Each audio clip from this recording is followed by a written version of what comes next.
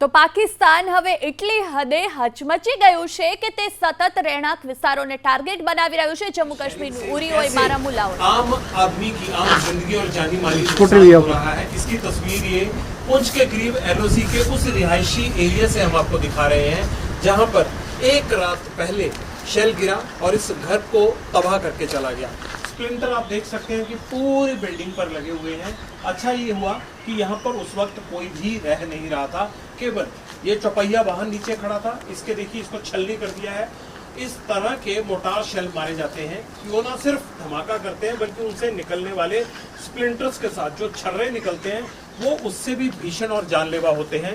जिस तरह से लोहे की इस पूरी बॉडी को छलनी करते हुए पूरा ये चौपहिया वाहन छलनी हो गया। आप अंदाजा लगा सकते हैं कोई भी इंसान इसकी जद में आ जाए तो उसका क्या हाल होगा। बगल में ये एक मकान था, नीचे बेसमेंट में कुछ गैराज टाइप एक्टिविटीज चल रही थी। इस पूरी बिल्डिंग को नुकसान हुआ है एक शेल के कारण। ये जो स्कूटी एक पार्क की हुई थी ये भी लगभग खत्म हो चुकी है।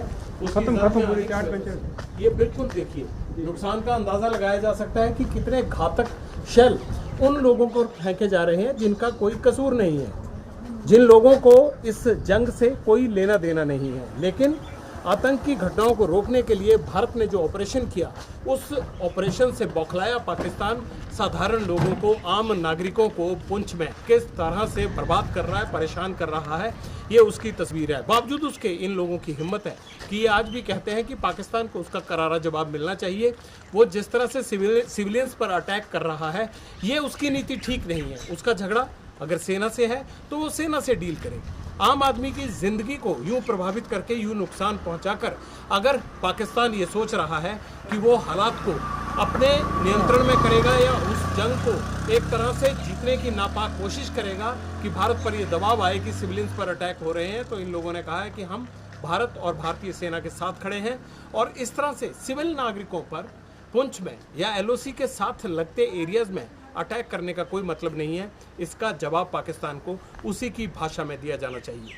मैं तो केवल इतना कहूँगा कि इस तरह की हरकतें अगर नहीं रुकी तो जाहिर सी बात है कि ये ऑपरेशन सिंदूर बहुत जल्द युद्ध में तब्दील हो जाएगा। क्योंकि जब भी कोई देश अपने पड़ोसी देश पर इस नीयत से, इस इरादे से हमला करता है कि उसके आम नागरिकों को उससे परेशानी होती है, जानी नुकसान होता है, माली नुकसान होता है, या फिर वो किसी देश की एनिमी कंट्री होते हुए अगर मिलिट्री इंस्टॉलेशंस पर अटैक करने की कोशिश करता है, जो कि पाकिस्तान कर रहा है, तो फिर उसे खमियाजा भुगतने के लिए तैयार रहना चाहिए।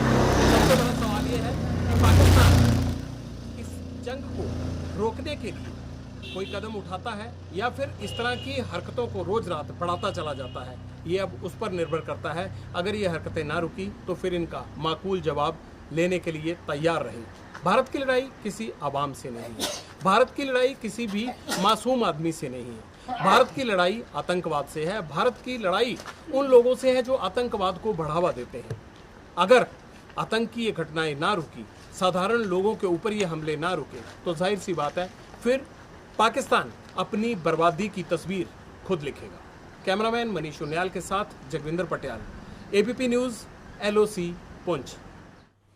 તો પાકિસ્તાન જે રાતના અંધારામાં મોર્ટાર સેલ છોડી રહ્યું છે તેને કારણે ઘરોને પણ નુકસાન પહોંચી રહ્યું છે। શ્રીનગરનું ઘર કે જેમાં મોર્ટાર સેલને કારણે વ્યાપક નુકસાન પહોંચ્યું છે અને દ્રશ્ય પરથી સમજી શકાય કે આ સેલ કેટલા ઘાતક છે।